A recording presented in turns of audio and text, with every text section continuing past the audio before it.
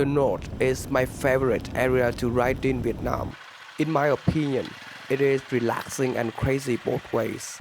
It depends on who you are, whom you ride with, what type of riding you do, and what bike you choose for your trip. It could be a solo adventure, a sweet honeymoon trip, or a hilarious group of friends. I have 4 articles on Tigit website recommending what to do in the north. The 7-day Ha Giang loop, everything you need. The 7-day the Northwest, no plan is a good plan. The 4-day off-road the Northwest by Ticket Guide, and the 4-day off-road loop in Ha Giang.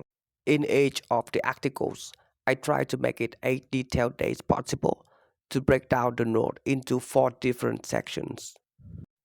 The Ha Giang Loop is an easygoing, chill, and convenient route. The roads are in great condition, the views are stunning, and there are good hotels. Basically, everything you could dream of for your trip. The Northwest, on the other hand, is more challenging when you find yourself in a local and remote area. Tourism doesn't develop much here, making it an authentic section of the country to explore. For off-road riders, the Northwest is just 100 kilometers away from Hanoi. This is my favorite ride in Vietnam, where you are not just seeing but actually in the stunning mountain views. It is cool, fun, and a bit of struggle on a 150cc dirt bike for what we call the extreme dual sport.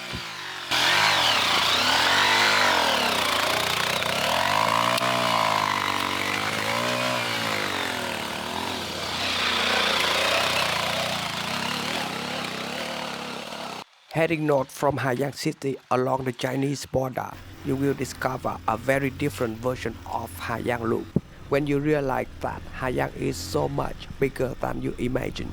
This is where you can get real close and say hello to our big brother. This is the trip that I did with a group of 4 free men from New Zealand. They booked for a 14-day road trip around the north, but showed up at Tigit Giang office with full off-road gears. Day 1, we rode 145 kilometers from Hanoi to Mai Chau. Nice and easy to escape the big city. No one got lost. To a coffee shop. Perfect.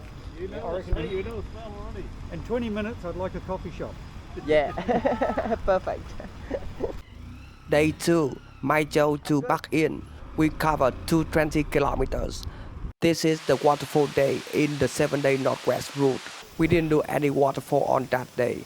After crossing the Black River to Phu Yên, we had a little chat and decided to combine the 4 northern routes into our trip. I love the idea so much. We did 70k of off-road. That was a lot of fun.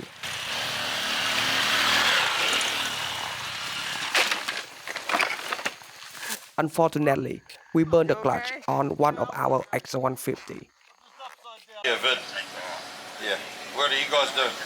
On day 3, we fixed the burn clutch in the morning.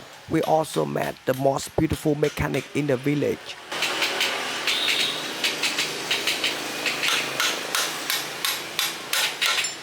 Then we rode 120 kilometers from Bac Ha to Nghĩa Lộ.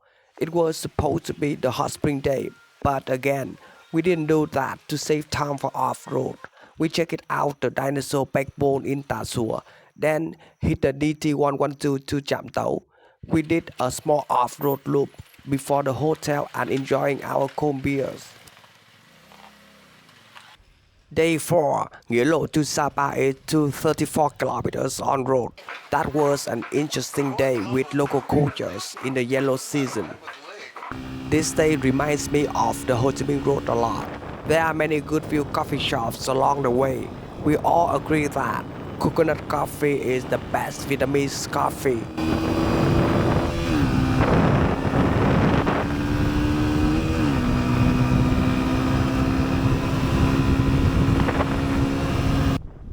Day 5, Sapa to Lào Cai is the optional 170 kilometers in the 7-day Northwest route with 40 kilometers of slightly off-road. After the big typhoon in September, it became 100 kilometers of muddy off-road. It was nice for our riding but sad for locals here. We hope that people can get over it soon. Day 6, Lao Cai, Simacai, Bac Ha, 140 kilometers. This is another on-road day on our trip. Tigit Giang said that it is the best road in Vietnam to ride, and I agree with him. There are someone who can't wait to ride it. Pete, Shen, and Chef Stefan over there. Where he was. We got to the hotel early for laundry and bike washing. Day 7, we went on the DT 177 from Bac Ha to Ha Giang, 180 kilometers, and had a well-rest day there. We didn't forget to have some slippery off-road. It was a bit exhausting. We were nearly late.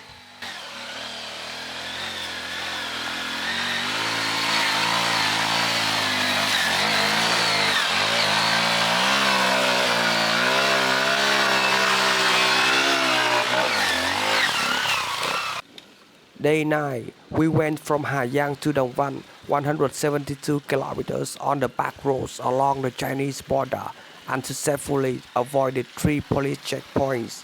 We still got stopped at the end. Even one of us didn't have his license. We survived with just a picture of it. The policeman was so nice to us. Day 10, we spent a day in Dong Văn for the northernmost point and a boat trip on Nho Quế River. The trail to the boat station was so cool.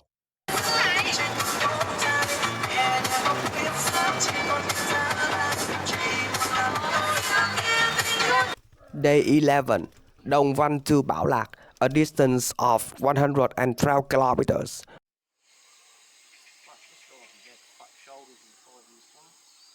We crossed Nho Quế River on a local bamboo ferry. It was slippery but super fun.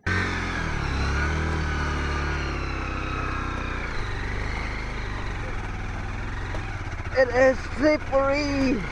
We didn't burn any of our clutches. That's the real story of riding a 150cc bike. You don't use the clutch on a small bike or you will burn it. What you need is a steady, gentle throttle and some weight on the peg for traction.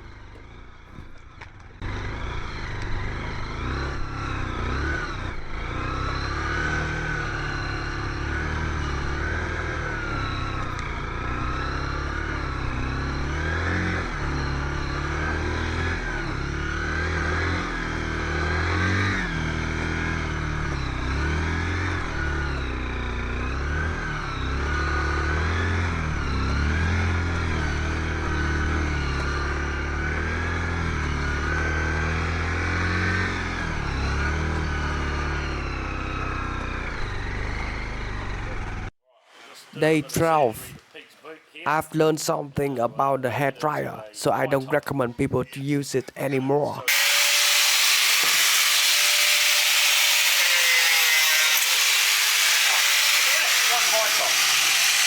Beautiful. Yeah. Happy with that, Pete? Yeah, mate. Look at that. Perfect. Height of fashion. Height of fashion. Cool. It was a beautiful road day from Bảo Lạc to Bản Dốc Waterfall, 167 kilometers.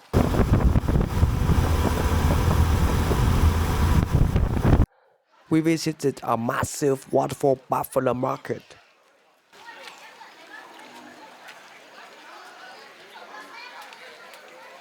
So the Chinese tourists on that side. Day 13, we were very happy to ride on-road and off-road. We did 223 kilometers from Bản Dốc to Ba Bể Lake.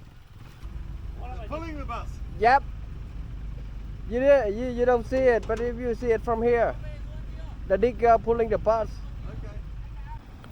Day 14, we headed back to Hanoi, 193 kilometers. It was another good ride, but no one cares because the video is too long already. I was very talkative in the whole video. Please email Tigit to discuss your trip in Vietnam. Thanks for watching.